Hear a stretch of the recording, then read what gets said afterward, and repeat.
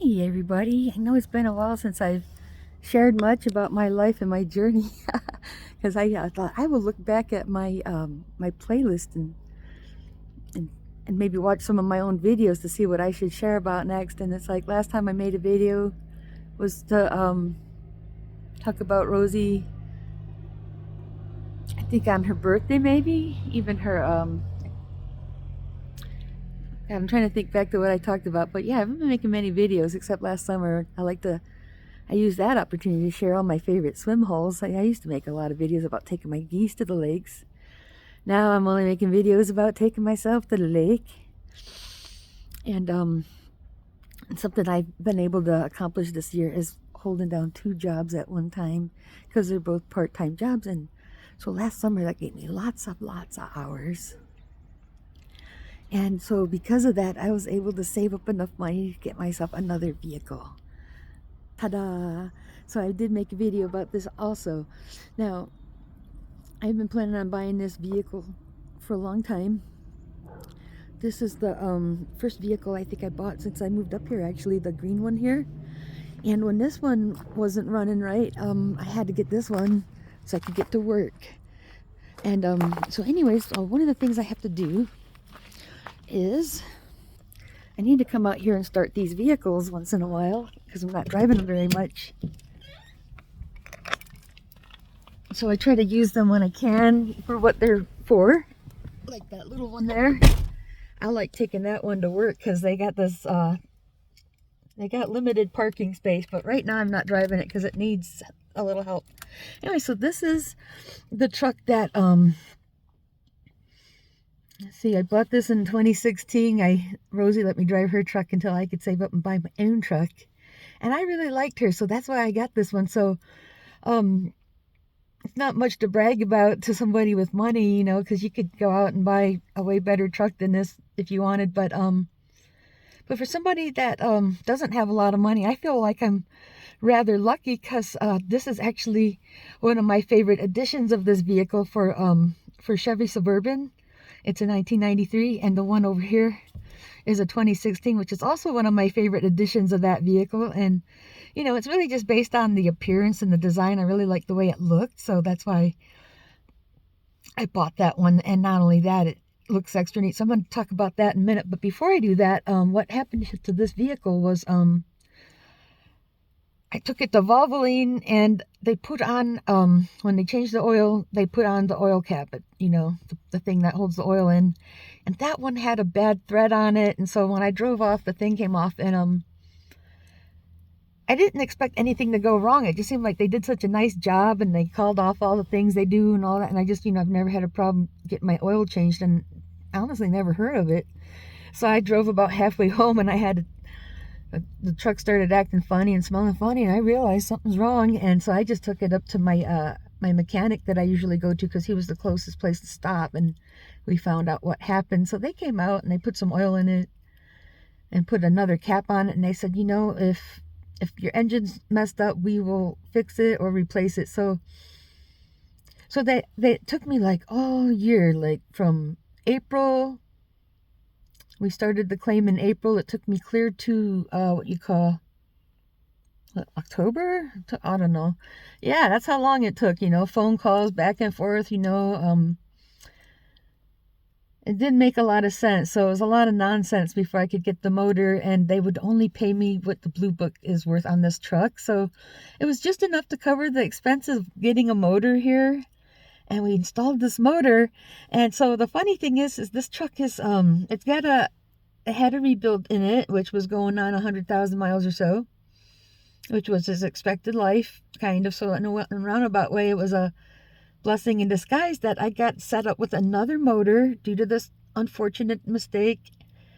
And it's only 95,000 miles. So for a truck motor, for something that goes in a 93, that's not bad, because the one I just bought actually has more age on it, or the motor has more miles on it, but that motor absolutely sounds smooth for its age. So I'm really lucky that old, a little older but good sounding.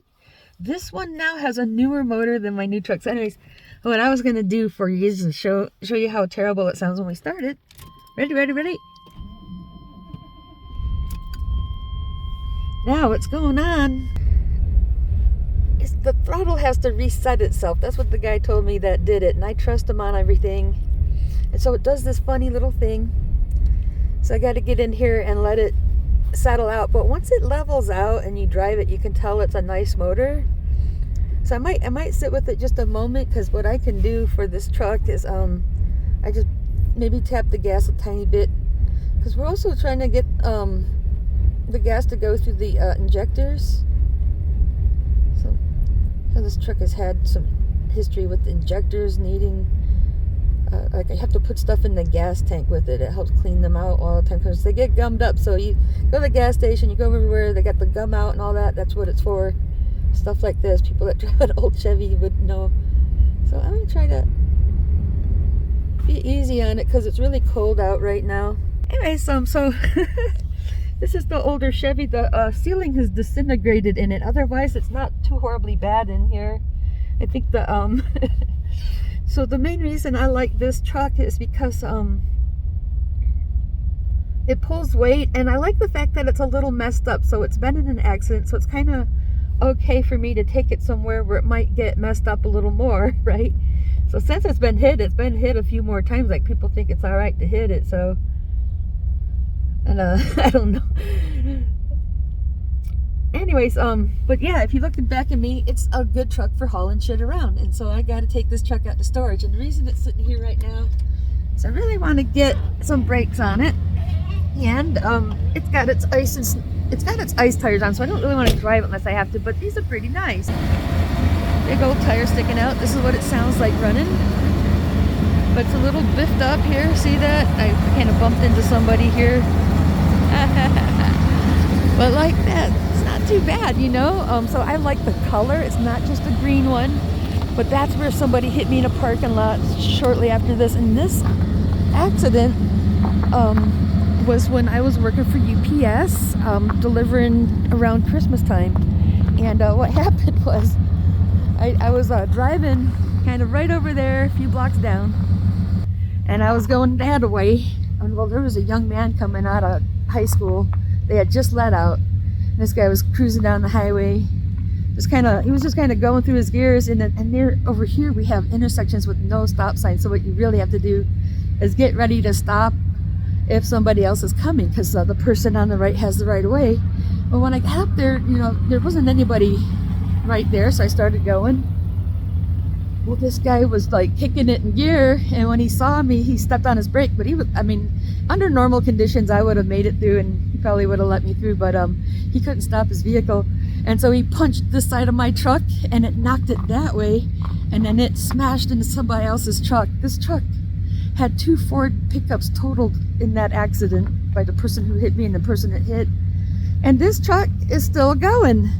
Now is it's kind of ugly, and so that the good thing is no one wants to try to steal it, and I can still open the back door. Nothing's wrong with the frame, so that's why I rate this as a really good vehicle.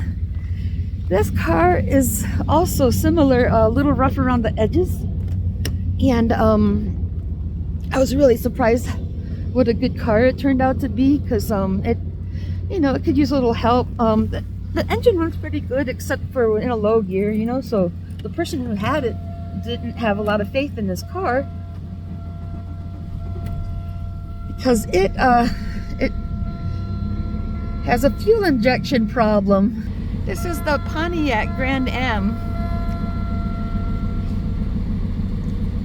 and I find if I don't start these vehicles up, once in a while their batteries die on them, and it's a real pain in the ass trying to pull in here and trying to start them up. So this car has a warped dashboard, and I don't know, like needs a little help on the interior, but at least it's not disintegrating like that other one. But, you know, stuff like there might be a little leak right here and stuff like that. But you know, I thought this car was pretty badass, because when I get on the highway, it goes, and it got me through the last 2 summers. So I figure I'll let them run a little bit. But just to compare, you know, I just thought it was fun to compare these trucks, because, you know, the one here that I had before, this looks like a truck. Like, this thing's made to do truck things in, you know what I'm saying? looks like something you can run something over in, right?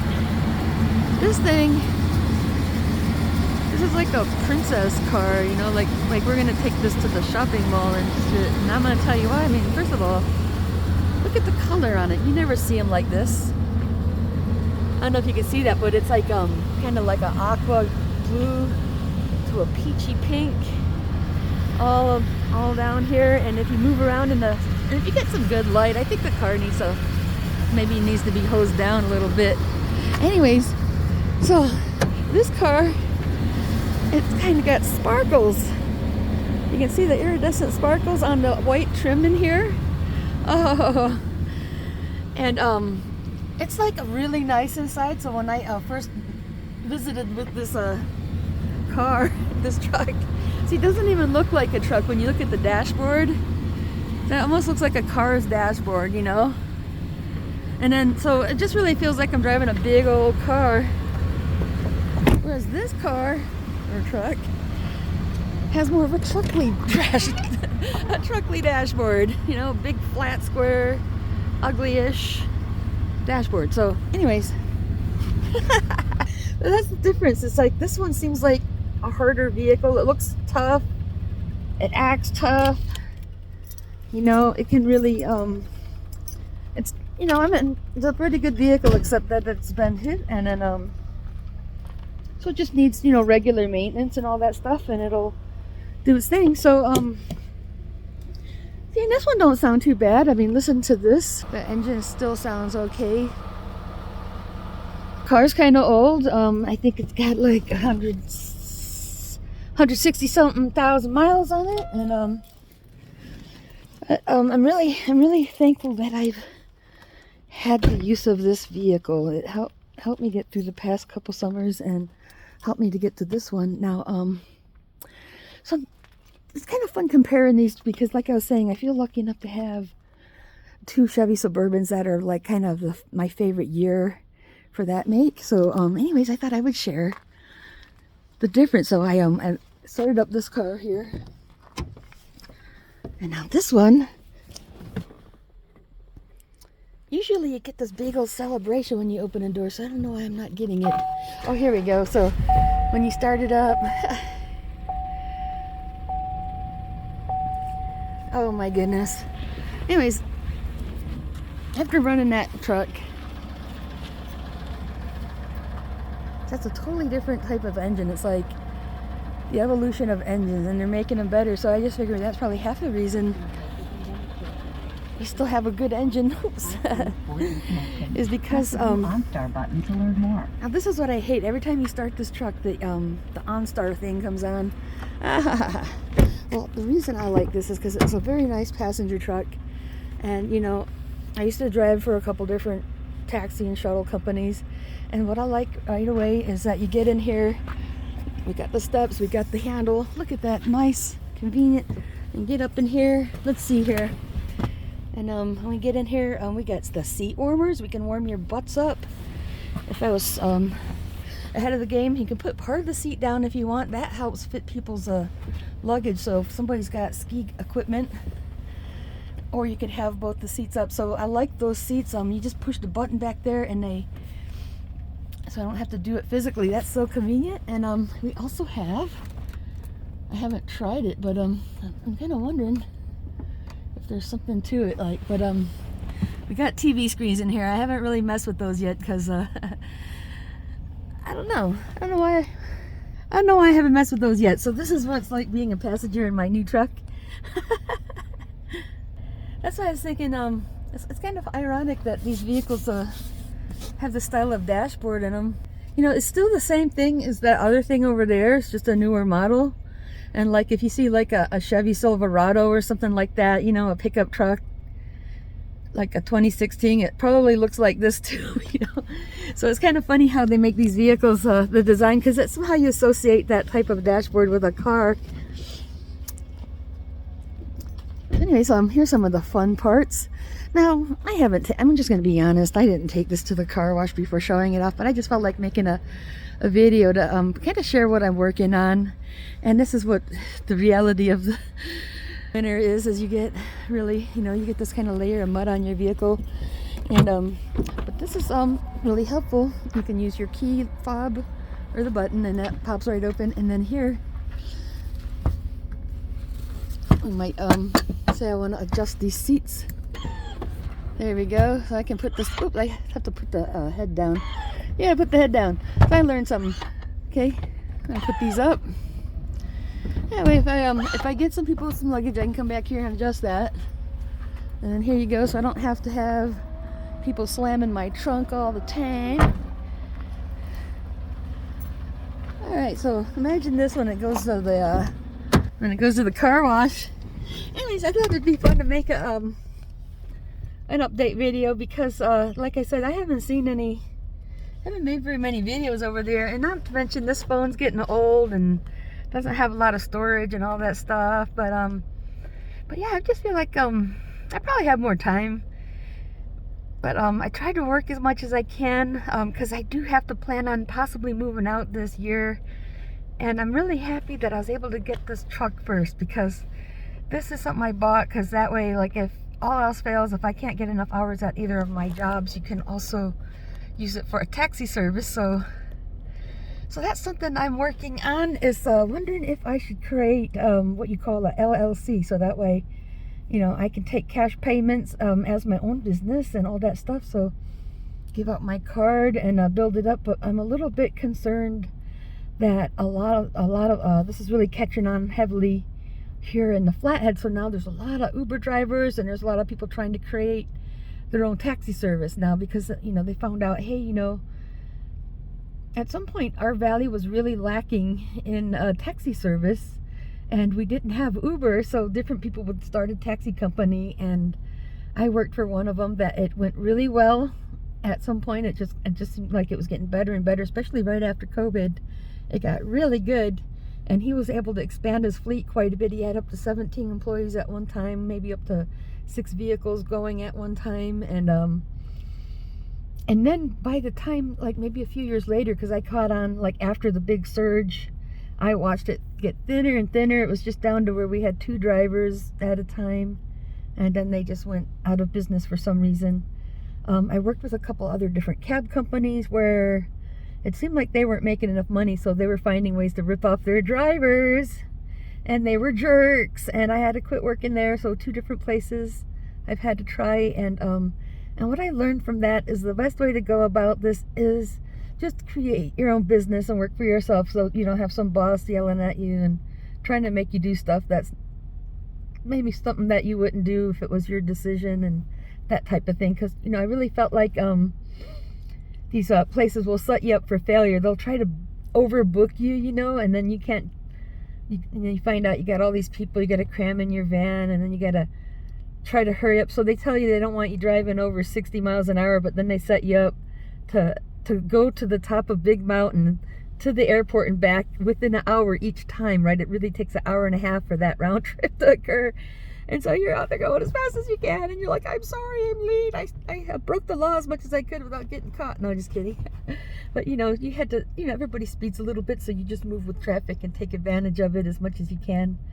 If you're somebody like that driver, overbooked and trying to hurry back to the top of that mountain. So that stuff's really dangerous in the middle of winter. And this is what happens when you get an overly ambitious dispatcher and company trying to, you know, raise that number. They want to get those numbers up however they can, and out of one side of their mouth, and then tell you to drive slow out of the other side of your mouth. You would never be able to make those anyway. So that was really frustrating working for those people without going into further detail. Now the thing is there's only one of me, and so, you know, I would just have to kind of create a personal relationship with my customers. Otherwise I could try to, you know, use that Uber app or whatever and see how that turns out. So anyways, it's January in Montana, and in the Rocky Mountains down in Colorado we had the same experience, where January is kind of like the month where nothing really happens. And so it gets really dry, it quits snowing, and it's not a really good month for skiers. And like right now, I mean, like my cars were all completely naked, so I could come out here and talk about my cars. If it was the normal winter situation, we'd probably had like at least a foot of snow piled up on the ones that I'm not driving. So, but yeah, I've got this teal colored truck set up for if it gets really bad, and I don't know, maybe I want to park this one just so I don't get in an accident in it. I might just take that one to save this one. So I'm trying to keep this one nice, so I don't put my personal stuff in here and pile up like, you know, like that one. I'm not going to take stuff back and forth from storage. Other than like, the only personal stuff I would bring is like my phone and my beverages and stuff like that. Other than that, it's like I treat this car like I don't even own it. So it's kind of weird. So I've had practice driving the company vehicle, so I kind of just, treat it the same way, you know, try to treat it like this is the company vehicle. So I'm just trying to use this one in case I need extra money. But it's like, it's really scary because like I have to move out and everything's super expensive, and I don't know. I don't want to be in a situation where I have to rent some apartment up like up these stairs. I don't want to be in a situation where I got to rent a room on a house with a bunch of people or something. It would be cool to like find something where I could have it to myself, or like, or maybe be able to live with somebody I do like living with, if that's the case. And but anyways, my little wish, and I think I made a wish on my last video with Rosie, because I feel like, you know, maybe you know, she helps my wishes come true, or helps me find situations, because I've discussed buying this truck with her, and I told her I wanted to buy a Chevy Suburban from the 2016 era, and but I don't want it to be just a plain white one. I was hoping I can find something that's pearly colored. So this one, not exactly pearly colored, but similar. It's like a metallic sort of, goes back from peach to aqua blue, you know, if you move around. And then like I said, you get inside and it has these sparklies, and I think it's really neat. And since I've had this, I notice them every time I see them. Of course, it's like, hey, look, there I go. But nobody has this colored truck, so it's the only one, and it says BR Limo on it, so it also stands out. So I figure I probably would need to create a good reputation as a driver, because people will get to know this vehicle, right? Whether I create a company or not, you're going to see this vehicle on the road, and you're going to say, hey, there's that weird looking Chevy Suburban. It says Burr Limo. What is it, like a limo for cold people? Yeah, you could say that. It's a good limo for cold people, or people that are in a cold place, because I think the color is supposed to be like the Arctic glow. Well, anyways, I haven't been making videos because I don't think I have a lot of memory on my thing anymore, my phone, and I haven't really had a lot of really cool trips other than being stuck at work, waiting to save enough money, and maybe in a couple of months I'll be able to share my transition, you know. So I do watch the listings to see what's coming up, you know. So I think the timing is okay, because you know, if you know me, you know I've been living here for like over 10 years. Like I was off and on with Rosie and Gary, and then when they died off, I kind of inherited the rental, and so I've been kind of living here waiting to move. So it hasn't been extremely pleasant, you know. It's not someplace where I can unpack and start a new project. It's someplace where I feel like I've been just waiting to leave. So it's sort of torture, actually, just waiting to move. And the key ingredient to me being able to pack up and move out of here is I have to be able to save the money. So it's all, and then it's going to be inevitable if they give me notice. I'm just going to have to move out and live in my truck until I do find a place. So that's what I hope doesn't happen. I don't want to have to, like, I know how to camp out and everything, but it's getting dangerous to where, like, you don't really want to go camping out around here, you know, at the free places, because there's a lot of bad people that, like if they catch, you know, they find out there's a female by herself or something, they might pick on me or something, you know. So I don't want that. So, I mean, I wouldn't mind go out camping in someplace safe, you know. I'm actually to the point where, yeah, I don't really want to take my chances doing something like that. I mean, it'd be kind of cool to go down to Big Fork and rent a spot for a couple of weeks at Wayfarers Beach. You know, get up, have breakfast, go swimming. That'd be great. And then I wouldn't mind doing that stuff over the summer. But anyways, I'm sharing a little bit about my life because I've been missing from YouTube. And what I've been doing is just trying to get my vehicles in order. Like, so the truck over there, got the engine in it, got to get the brakes on it. Then I'm going to try to use that as part of my move, you know, as I organize my storage and all that stuff. And then this one, I have to save up money to get its shocks replaced. It has a fancy suspension system. It has an airlift system, so that way when you plug some sort of trailer to your truck, it I don't know if it raises or lowers the vehicle, so it helps you to like adjust to the weight it's pulling and all that stuff. So supposed to be nicer than a regular one, I guess. So it's a really fancy system for towing any type of trailer, which is part of what I like about this vehicle. Is if I want to, I can attach a camper to it and go places. And then but it just needs its shocks replaced, but they're expensive, and I have to save up and as fast as I can, because it's starting to show. Like it drives pretty good, but you can tell it's kind of rough when you run over bumps and stuff, so you can feel every crack in the road. So it's always something, so it's like, yay, I got another vehicle, but it's a used vehicle, so it's probably just normal stuff. Like whether it was mine or their vehicle, they did take care of it.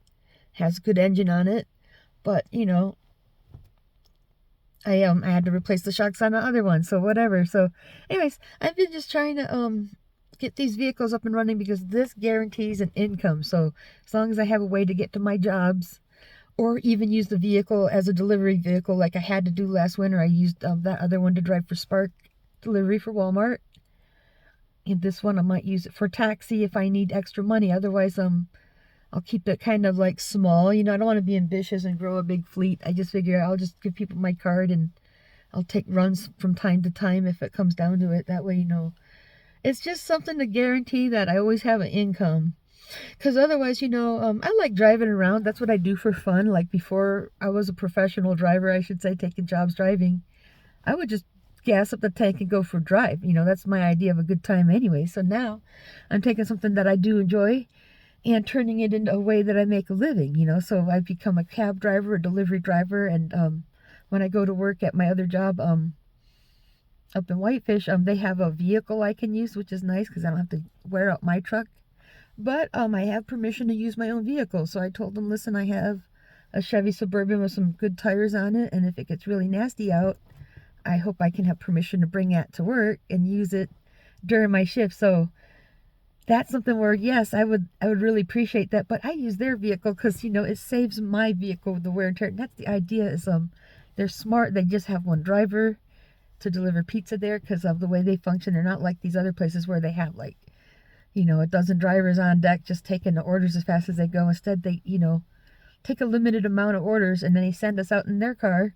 That way, they've always got a vehicle. If the driver don't come to work, someone can take it, or they just shut it down for the night, But it's a whole different scenario. So I've been working there a while, by the way. So I guess you could say that's part of my update. I've had a really good job driving for a pizza place in Whitefish, where I've been able to save money and put towards this truck. And then also like last winter, so I've been there for a year now.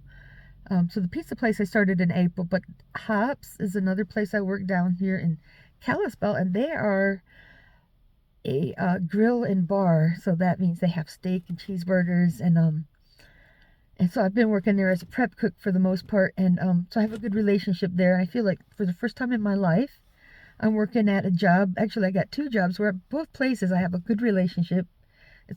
I feel really good coming and going. I'm not like, oh shit, I gotta go to work. Oh, I look forward to going to work. Actually, the only time I don't look forward to going to work is if I need to sleep more, right? Or I know it's gonna keep me up all night and I'm gonna be tired, but it's been very, very peaceful. Where, one of my favorite pastimes has always been bitching about my job and complaining about the manager or somebody I work with, which, well, from time to time, I guess I do have little hang-ups, but most of the time it's going really good. So, and I think a big part of that is, they're privately owned, so a lot of the problems occur when I go to a corporate place where they put people in charge just because they need someone, and then those people turn into jerks because they have no actual management training. Whereas now I'm working for people who own the place, they have an intelligent approach to business, and that's why it works out. So they're a little older and intelligent, and it cascades down through the ranks, so the managers and the employers get along because that's the example they're getting from the owner, So that's why most of these little corporate places you go to work at, you run into problems because they have, really poor leadership. So leadership helps, and so in a roundabout way, where I go to work at in both jobs, I feel like there's a true sense of anarchy. Because what it is, you know, you come in and you do your job, and you know, you cooperate based on your own free will because you have your own motivation, right? You know, so I am already motivated to do a nice job, and nobody needs to yell at me. Right? There's nobody there trying to humiliate people, put them in their place, and this is something why people hate going to work, right? I can guarantee you everybody's happy to go to work if it wasn't for mind games and stuff like that. So that's where I have to say praise for the condition of my jobs. And so anyways, I've been busy raising money, and hopefully, you know, um I'll stay on this trajectory of what I feel like I'm improving. You know, I feel like my things are improving because I found the right job, I found more opportunity, and I'm also looking at other ways to make money, and also trying to plan. I personally want to move in or be able to rent a place that I can use as my studio for my broadcast. So maybe I could broadcast some things out of my studio that include music and martial arts training. Those are my two favorite things to discuss. And so that's kind of where I'm hoping to go next, is somewhere that it's okay to have music, have band practice. Maybe I'll be able to play more music. Like, remember that piano? I'll get another piano and I'll play some music. And if I can get some mats, I'll bring some training partners, and maybe we'll demonstrate some of the training I'm going on to. So I'll keep doing my martial arts training and also share some of my discoveries and processes that are useful to my friends who also train. Anyways, I really wanted to share a little bit about what's keeping me busy, and maybe, you know, if I don't make a video for a couple of months, you know, I'm probably just doing the same old thing, just keep hustling. And then if something new, exciting occurs, then I can't wait to share about it. I can't wait to get out of this house and into a place where I can do all these fun things I listed. So I hope that's what happens.